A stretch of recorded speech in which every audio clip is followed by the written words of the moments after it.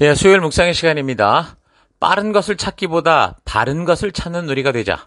빠른 것을 찾기보다 바른 것을 찾는 우리가 되자. 자, 이런 제목으로 또 오늘 묵상 함께 나누겠습니다. 오늘 특별히 이제 2025년에 새해가 시작되었는데 늘 변함없이 우리가 좀 살펴오고 있는 말씀을 따라 꾸준히 또 이 한 해도 계속 묵상으로 또 그 역사를 따라 살펴가는 우리가 될 수 있으면 좋겠습니다.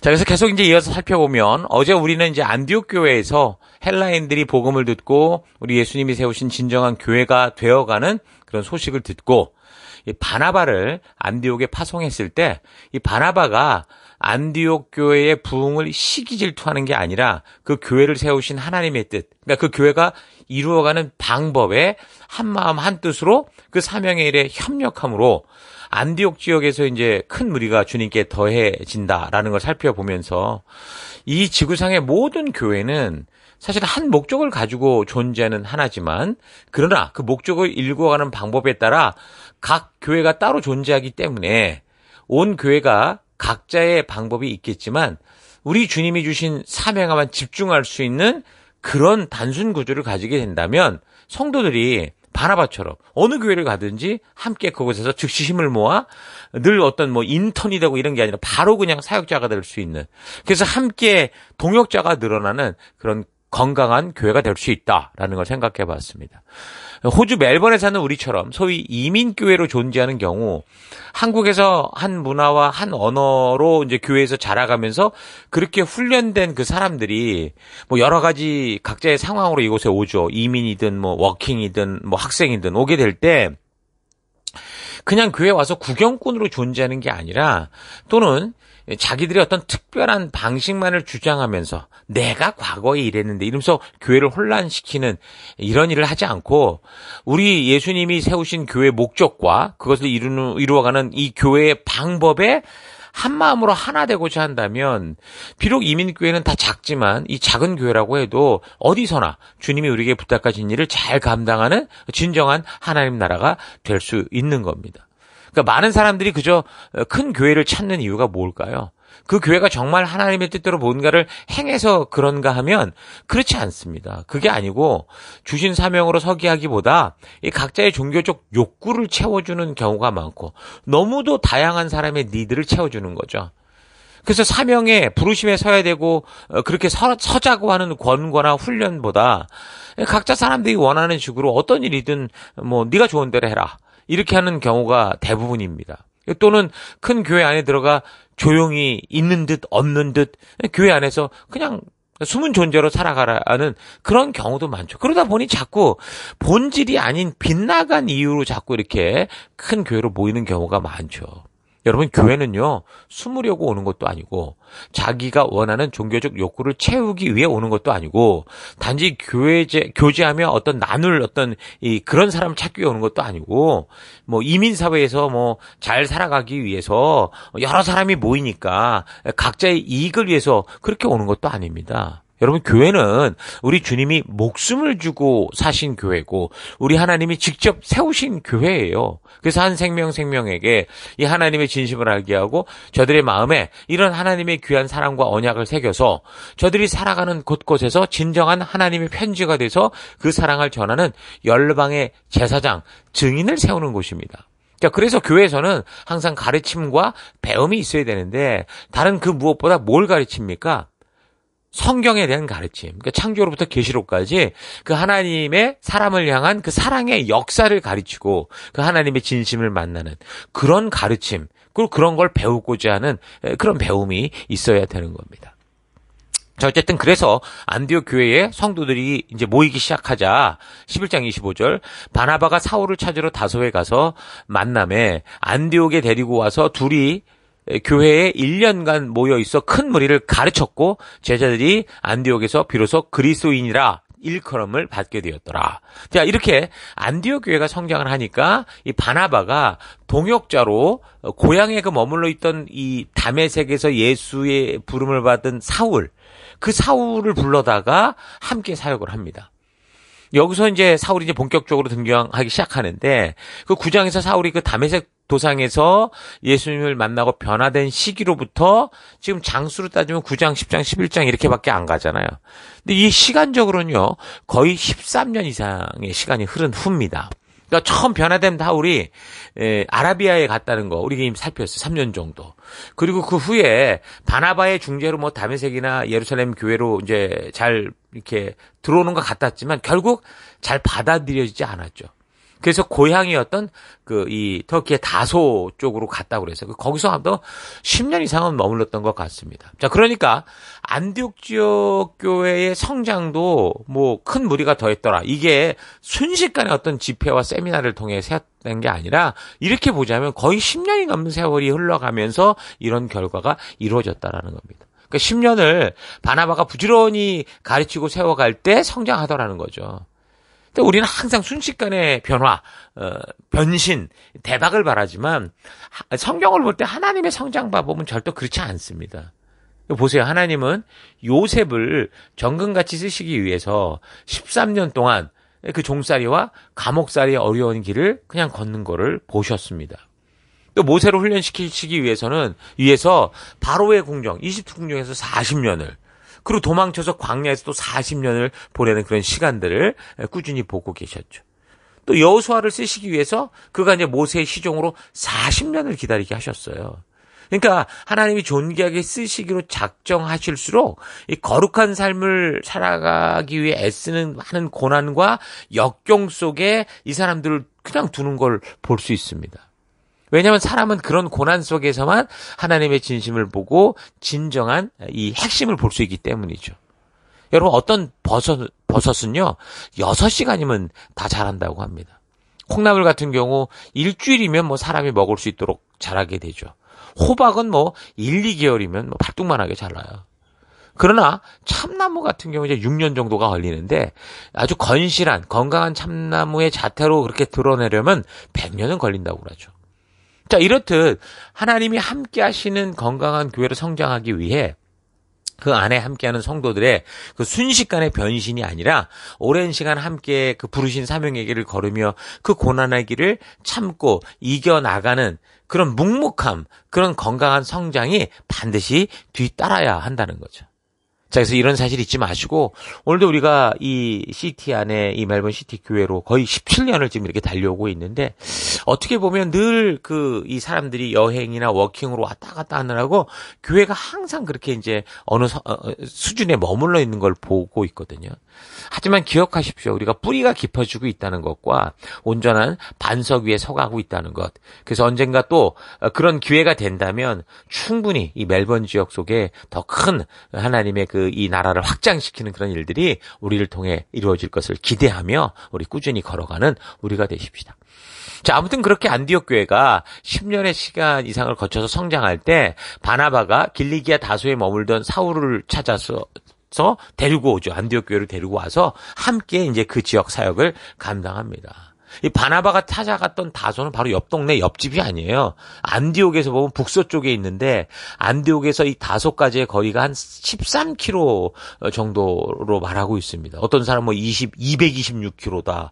뭐 어떤 사람은 뭐 175km다. 뭐 그러니까 여러 가지 정보를 말하는데 아무튼 적어도 약 100km 이상의 거리라고 추정이 됩니다. 그러니까 안디옥에서 다소까지 약 150km 이상의 거리에 위치한 이 다소는 한 길리기아라는 이 도시 아주 중요한 그런 이 타운이었죠. 거기가 이제 사울의 고향이기도 했습니다. 길리기아 지방은 소아시아 남부를 동서로 뻗어 있는 그 해발 3,500m 이상의 높은 그 타우로스 산맥하고 지중해 사이에 펼쳐진 평야 지역이에요. 시리아 서쪽과 맞닿아 있는 지방이죠. 그 다소는 원래 그 헬라인의 식민 도시였거든요.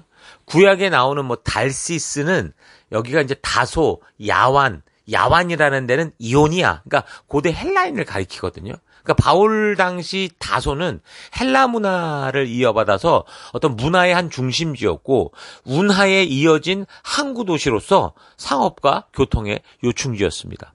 로마 시대의 헬락의 지리학자이면서 역사가였던 스트라보이라는 이 사람은 그가 적은 지리서에서 어떻게 말했냐면 다소의 시민들이 철학과 교양, 일반에 걸쳐 지니고 있는 열의는 보통이 아니다. 아테네와 알렉산드리아 시민의 수준을 훨씬 넘을 정도다. 이렇게 적고 있습니다. 그러니까 다소는 안디옥의 바로 옆 동네가 아니라는 거. 더욱이 안디옥에서 다소로 가기 위해서는 이 타우루스 산맥의 지류인 해발 2000m나 되는 아마노스라는 산을 넘어야 됐습니다. 그러니까 마가가 이 타우루스 산맥을 넘어서 전도하고자 하는 이 바울의 일행과 결별하는 일이 있었을 만큼 이 산길이 굉장히 험한 길이었거든요. 거의 매일 안개나 구름 속에 쌓여있는 그 산이 얼마나 높고 험한지 오늘날도 이 자동차를 타고 가도 기어가듯 가야 된다고 그렇게 얘기를 합니다. 거기에 또 이제 강도와 이런 사람들이 좀 많았던 거죠. 그런데 2000년 전 이 바나바는 그 산을 도보로 넘어서 사울을 찾아간 겁니다. 왜 그랬습니까? 사람을 섬기려고 바르게. 그에게 주님 안에서 그에게 맡기신 이 안디옥 사람보다 더 큰 게 없었단 말이에요. 그래서 안디옥 사람들을 바르게 세우기 위해서라면 그 175km 거리에 있는 다소도 또 2000m 높이나 되는 아마노스 산도 자신보다 더 출중한 능력을 가진 이 사울의 역량 이 사람이 오면 자기가 더 밑으로 갈 수밖에 없을 텐데도 전혀 상관없이 사람을 세우기 위해서 이런 장애물들을 다 극복하더라는 거죠.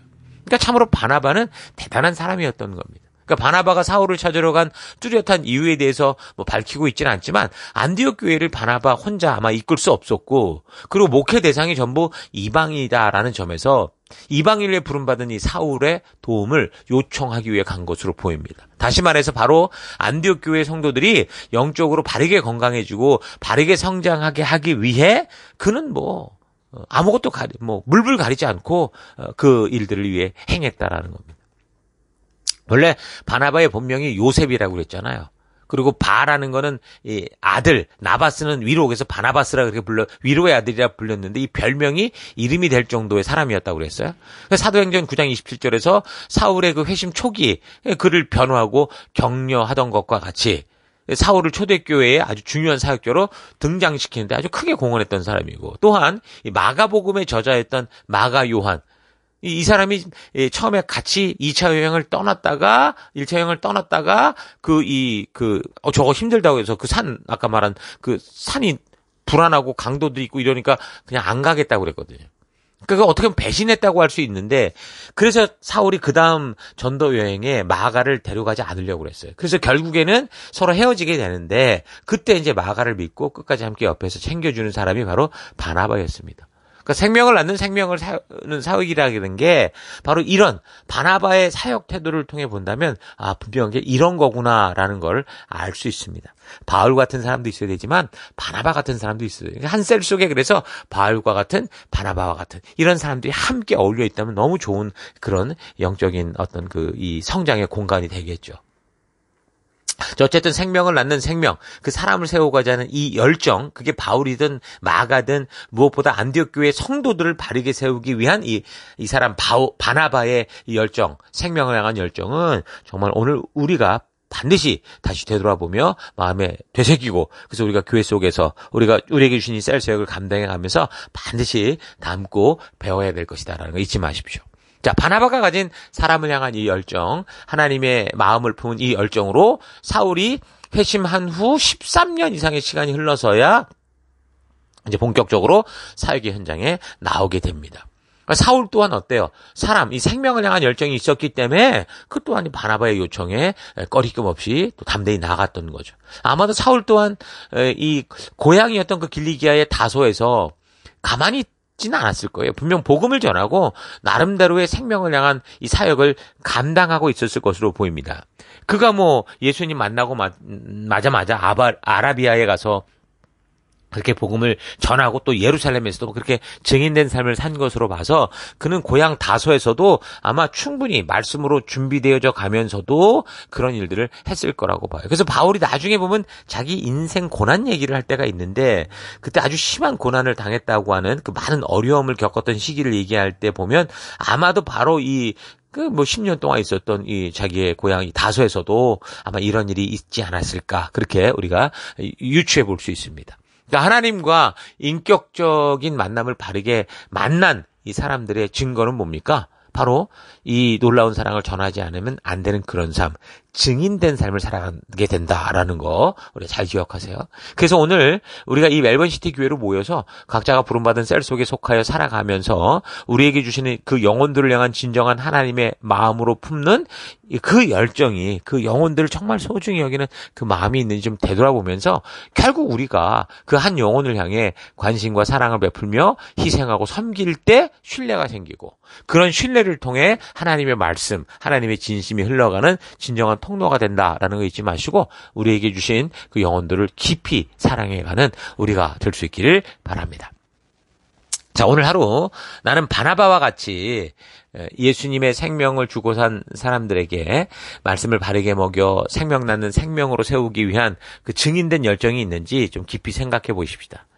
안디옥의 성도들이 바르고 건강하게 자라게 할 수 있도록 안디옥에서 적어도 200km 가까운 5가지 성도들을 세우기에 적절한 사람을 찾아서 그 험한 길을 걸었던 이 바나바와 같이 한 영혼을 향한 그런 예수님의 마음을 나는 품고 있는가 좀 스스로 깊이 되돌아볼 수 있기를 바라요. 하나님은 사람을 순식간에 변신시켜서 당신이 원하는 것에 써먹는 그런 분이 아니시죠.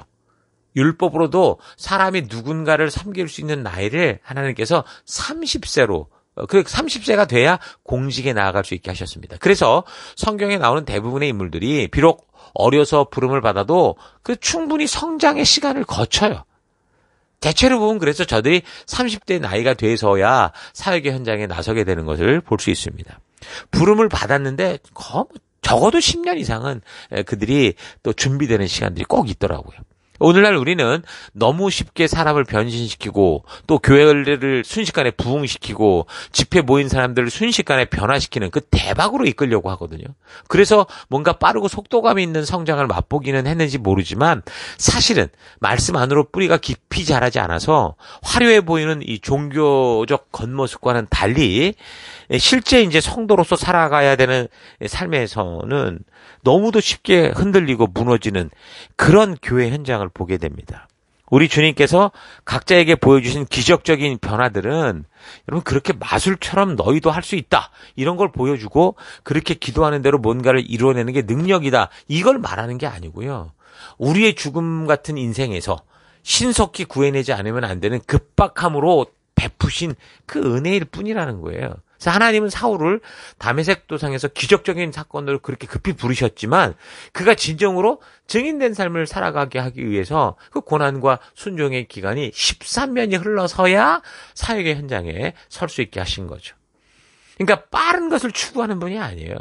우리 한국 사람들은 빠른 거 좋아한다고 하는데 그 좀 위험함이 좀 있습니다. 그래서 어쨌든 빠른 것을 찾기보다 바른 것을 찾는 우리가 돼야 돼요.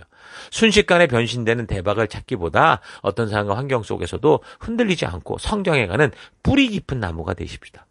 여러분 성도를 콩나물처럼 쓰려면 일주일 집회면 바꿀 수 있어요. 그러나 하나님은 성도들이 하나님 나라의 참나무와 같이 기둥 같은 하나님 나라의 기둥 같은 존재가 되게 원하시기 때문에 우리의 한평생을 통해서 자라나게 하시고 성장하게 하십니다. 자, 이런 사실이 잊지 마시고 오늘 우리의 각자의 삶의 사역 현장에서 주님과 동행하는 그 기쁨을 좀 충분히 누리면서 말씀의 가치대로 가는 그 길을 한 걸음 한 걸음 빠르게가 아니라 바르게 걸어내는 여러분 될 수 있기를 주 이름으로 축원합니다. 오늘 하루도 힘내십시오. 잠시 기도하겠습니다.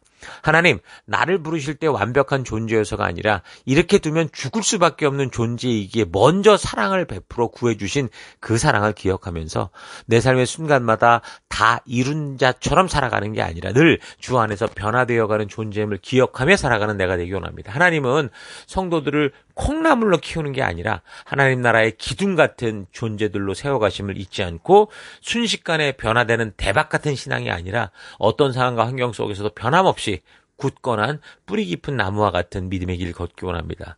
빠른 것을 찾기보다 바른 것을 찾는 이 하루가 되기를 소망하며 쉬운 길, 빠른 길이 아니라 어렵고 고뇌도 바르고 의로운 길을 걷는 하루가 될 것을 결단합니다.